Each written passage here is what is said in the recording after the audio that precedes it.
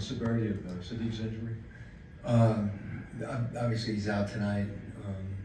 Ankles are hard to evaluate.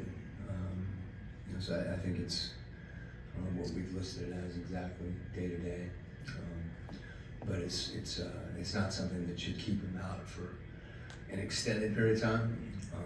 Having said that, I don't want to box him in. Sometimes those things take longer than you think. So hopefully he'll be back soon. How much different do you expect this game to look like? The last time we were there, Golden State, we didn't have Trey or DeAndre. Of course, there's no Sadiq, but it should look pretty different out there.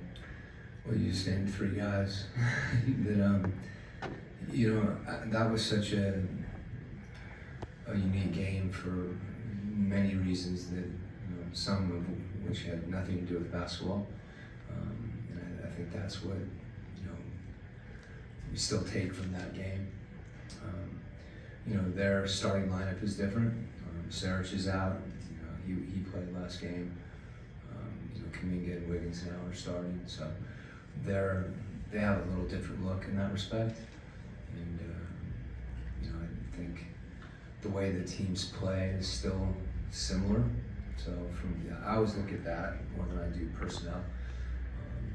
Personnel is pretty straightforward, but how guys interact with each other and how matchups are affected as much as anything is what will be different. Quin, you've talked in the past about closing out games and being able to make the plays that you need to close out on defense. In the 3 games that you guys have won, what has it been in particular that stood out for you that allows you to win those games, but then maybe bring it to the next game? I think making plays, it sounds really simple, but whether that means hitting a shot in an opportune time, coming up with a defensive rebound, all the things that you have throughout the course of the game, but at the end of the game, they're so impactful. And so the timing of the team's ability to make plays, I think it's something that we've continued. As guys get more comfortable with each other and are in those situations more, I think sometimes that familiarity gives you a better chance of doing those things. And then confidence as well. As you start to do that for a couple games, you begin to have confidence in those situations. What kind of challenge does Jonathan Kuminga pose, especially as the steps he's taken this season specifically? Well, he's a unique player in his size and his strength, his athleticism, his ability to drive the ball, get to the rim, his offensive games. He's becoming more and more versatile.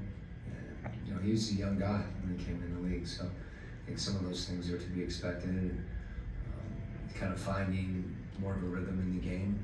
And I think more than anything, he's defending the ball.